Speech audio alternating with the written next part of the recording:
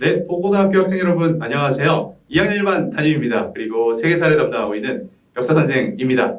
오늘은 우리 학생의 친구들이 독도 관련 행사를 준비하면서 여러 가지 질문들을 모아봤어요. 그 중에서 이런 답변은 선생님의 도움이 좀 필요하겠다 싶은 부분에 대해서 제가 답변을 드리기 위해서 방송실에서 굉장히 어색한 자세로 녹화를 하고 있습니다. 선생님이 다소 이상하더라도 제가 너튜버는 아니니까 좀 틀리더라도 그냥 그러려니 하세요.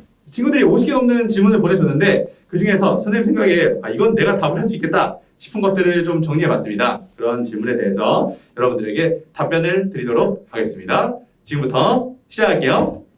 네, 첫 번째 질문이었습니다.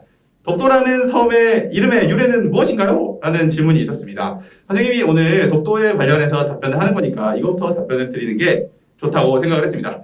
여러 가지 설이 있지만 돌섬이라는 순우리말을 한자로 옮긴 것으로 많은 학자들과 그리고 선생님은 생각을 하고 있습니다. 돌에서 한자 발음 독이랑 비슷해서 섬은 한자로 바꾸면 도죠? 도? 이렇게 해서 만들어졌다라고 생각하고 있습니다. 다음 두 번째 질문입니다. 지금도 독도 근처 바다에 해양 자원이 풍부한가요? 라는 질문이 있었습니다. 이 질문에 답을 하기 위해서 여러 지리 선생님들을 좀 이렇게 이 자리로 모시고자 했지만 선생님들이 헛소리하지 마라, 네가 알아서 해라 라고 답변하셨기 때문에 제가 답변 드리도록 하겠습니다. 사실 이 독도의 해양 자원은 아직 우리가 활용한 것이 별로 없습니다. 해양 자원이라 함은 한 두 가지 정도로 구분할 수 있을 것 같아요. 천연 자원을 우리가 관광 자원으로 활용하는 게 있을 것 같고, 그 다음에 독도에 있는 지하 자원을 우리가 광물 자원을 여러 가지 공업이나 산업에 활용하는 게 있을 것 같은데, 그 중에서 관광 자원은 지금 우리가 활용하고 있지만 유한한 자원인 우리 지하 자원 같은 경우에는 아직 개발이 이루어지진 않았기 때문에 독도의 해양 자원은 풍부하다라고 말씀드릴 수 있겠습니다. 3번 질문에 대해서 답변 드리도록 할게요. 독도의 대표적인 생물은 무엇이 있나요? 되겠습니다. 사실 제가 올해 11월 달에 독도에 갈 기회가 있었어요. 제가 우리 학교에서 독도 지킴이 학교라는 걸 담당하고 있거든요.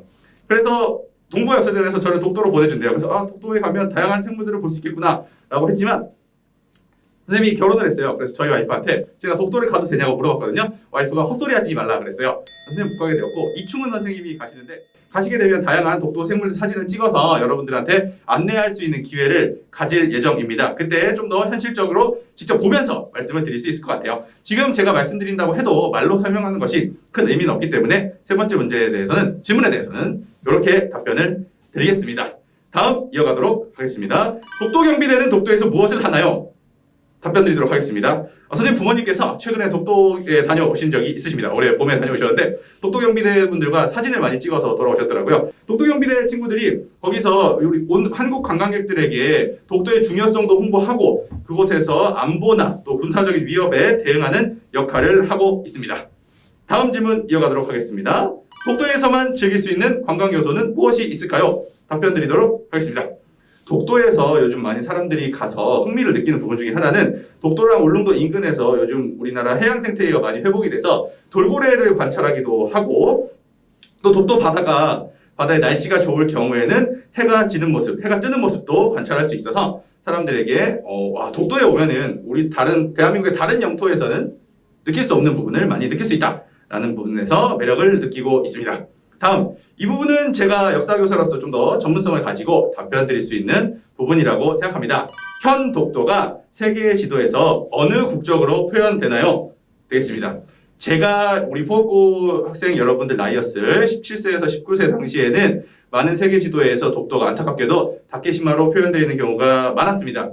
하지만 우리나라 정부와 그리고 우리나라 시민단체 그리고 우리 학생들이 많이 노력을 한 결과 지금은 점차 세계 지도에도 DOK, 우리나라 말로 독도로 표현되어 있는 지도들이 점점 증가하고 있는 추세입니다. 여기서 한국과 일본 사이에 서로 다른 주장에 끼고 싶지 않은 나라의 지도에서는 다른 용어들, 프랑스 용어라던가 아니면 두 용어, 독도와 다케시마를 병기한다던가 하는 측면이 있습니다. 이것은 우리가 지속적인 노력을 통해서 현재 독도라고 표기되어 있는 지도가 늘어나고 있는 흐름을 계속해서 이어가 나가야 된다. 그것은 우리의 몫이다 라고 말씀드릴 수 있겠습니다. 계속 해보도록 하겠습니다. 7번 질문이에요. 만약 우리나라가 독도를 지키기 위해 아무런 노력도 하지 않았다면 우리는 어떻게 됐을까? 라는 질문 되겠습니다. 당연히 우리 땅이 아닐 겁니다. 대한민국 영토로 남아있지 않을 겁니다. 그것은 마치 우리가 독립운동을 하지 않았다면 지금 우리가 한국인으로서 존재할 수 없었을 것이라는 가정과 마찬가지라고 생각이 됩니다. 다음 질문은 독도의 날이 쉬는 날이 아닌 이유는 무엇인가요? 라고 말씀해 주셨어요. 독도의 날은 10월 25일인데요. 여러분들 이 독도의 날이 쉬는 날이 아닌 이유를 사실 선생님이 정확하게 알 수는 없어요. 제가 정책 결정권자가 아니기 때문이요. 하지만 제가 여러분들에게 드리고 싶은 말은 저는 독도의 날이 쉬는 날이 아니었으면 좋겠어요. 제가 역사교사로서 굉장히 아쉬운 것은 3.1절이 쉬는 날이라는 사실입니다.